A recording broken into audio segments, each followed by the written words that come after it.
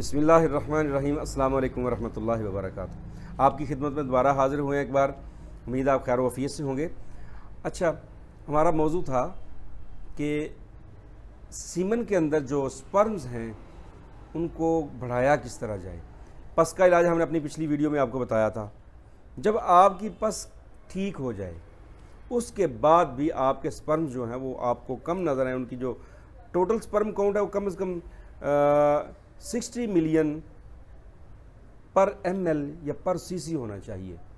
اگر اس سے کم ہے، پھر اس میں ایکٹیویٹی آپ کی 60% سے کم ہے، تو تب آپ کو دوائی کھانا پڑے گی، تب آپ کو اپنی غذا بہتر کرنا پڑے گی۔ تو اس کے لیے ایک سادہ سا نسخہ مختصر بتاتا ہوں میں آپ کو، جو کہ اللہ کے فضل و کرم سے کبھی خطا نہیں گیا، میرے مطلب کا وہ ایک راز ہے جو آپ کی نظر کر رہا ہوں انشاءاللہ۔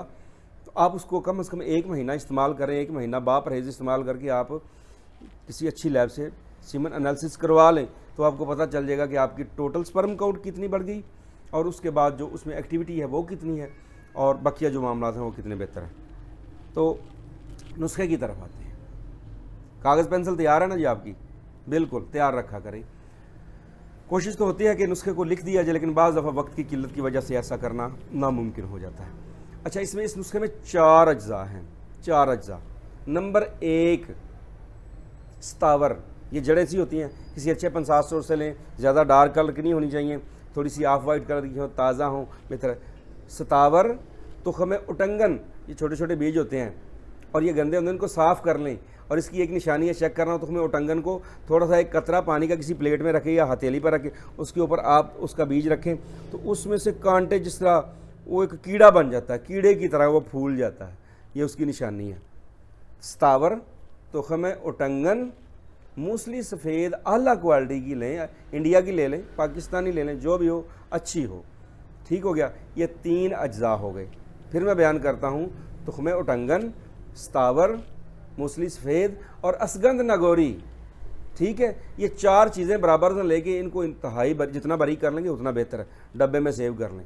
اب جن کا معدہ درست ہے نا جی، وہ تو 3 وقت لیں گے۔ جن کا معدہ ڈسٹرب رہتا ہے وہ پہلے معدے کی اصلاح کریں، پھر اسے استعمال کریں۔ ہاف میڈیم سائز کا آدھا چمچ صبح نہار پیٹ، اس کے بعد دوپہر کو، اس کے بعد عصر کے بعد۔ گائے کا دودھ ملے سب سے بہتر ہے، ورنہ جو بھی دودھ مل جائے گرم دودھ کے ساتھ اس کو 1 مہینہ استعمال کریں، باپرہیز ہو کے۔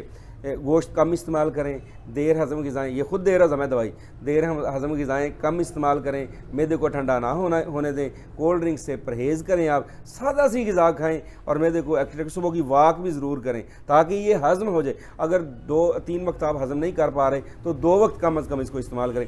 1 مہینہ کھانے کے بعد دوبارہ رپورٹ کروائیں، اور رپورٹ میں انشاءاللہ آپ اپنے آپ کو بہت حد تک بہتر پائیں گے۔ بعض تو 100% ٹھیک ہو جاتے ہیں، لیکن شرط یہ ہے کہ آپ اپنی غذا کی طرف بھی توجہ کریں گے، اپنے معمولات زندگی کی طرف بھی توجہ کریں گے، اپنے معدے کی طرف بھی توجہ کریں گے، تاکہ آپ تندرست رہ کر بہترین شہری کی حیثیت سے زندگی گزار سکیں۔